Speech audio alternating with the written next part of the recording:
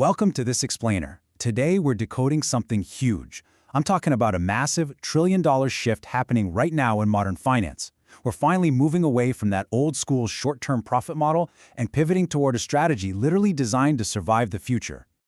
To really set the stakes right out of the gate, we've got to ask ourselves a critical question. Can economic growth be achieved without compromising future generations, right? This single massive dilemma is basically forcing governments, corporations, and investors worldwide to completely rethink how capital is allocated. All right, so here's our roadmap for today. We're going to cover 1. The shift to sustainable finance. 2. Unpacking the ESG pillars. 3. Integrating ESG into investments.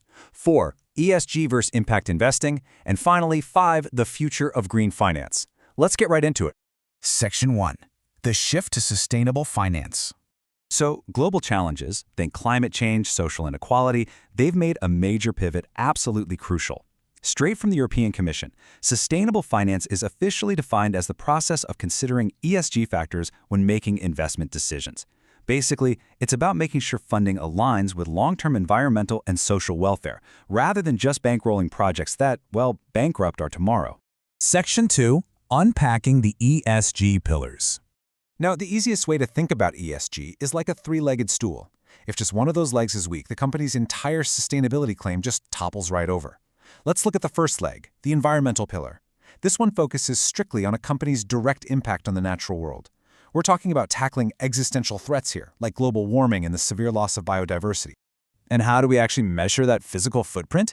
We look at concrete factors, things like carbon emissions, energy efficiency, and waste management.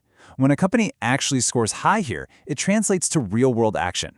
Imagine funding massive solar energy projects or transforming an entire supply chain to hit carbon-neutral operations. It's a real game changer. Okay, moving to the second leg, the social pillar. While the E looks at the planet, the S, well, it looks at people.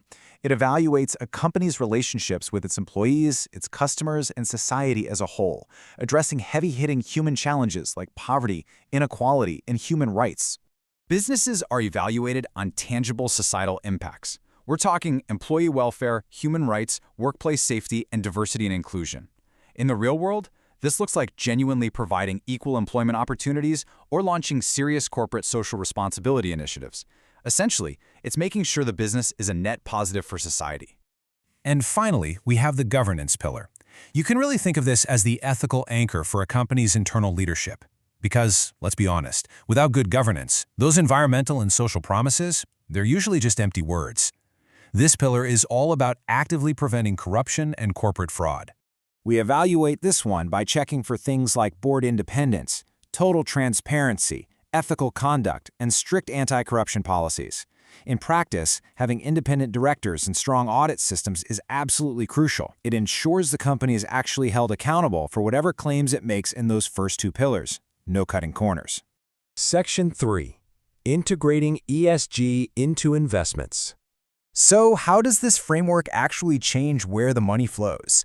Well, financial institutions follow this 5-step journey of capital allocation. First, they identify an ESG risk or opportunity, then they collect the relevant data, evaluate the ESG performance, incorporate those findings directly into their decisions, and, this is the most crucial part, they continuously monitor the outcomes to keep these companies on track. Investors actually use these 3 pillars to filter their choices through a few different screening methods. For instance, they might use negative screening, which is basically cutting off funds entirely to harmful industries like tobacco or weapons. Or they might flip it and use positive screening or a best-in-class approach, actively funneling capital toward the absolute best-performing green companies in a given industry. It's really about targeted ESG integration. Section 4. ESG versus impact investing.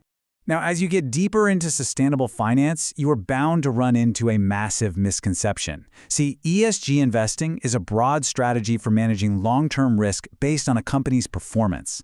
Impact investing, on the other hand, is fundamentally different.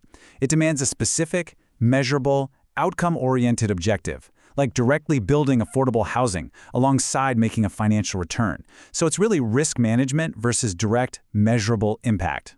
Section 5. The future of green finance. Let's pull back a bit to look at the bigger picture.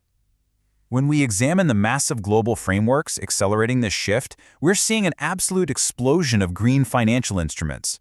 Through specialized tools like green bonds, green loans, and green funds, incredible amounts of capital are being mobilized exclusively for environmental projects.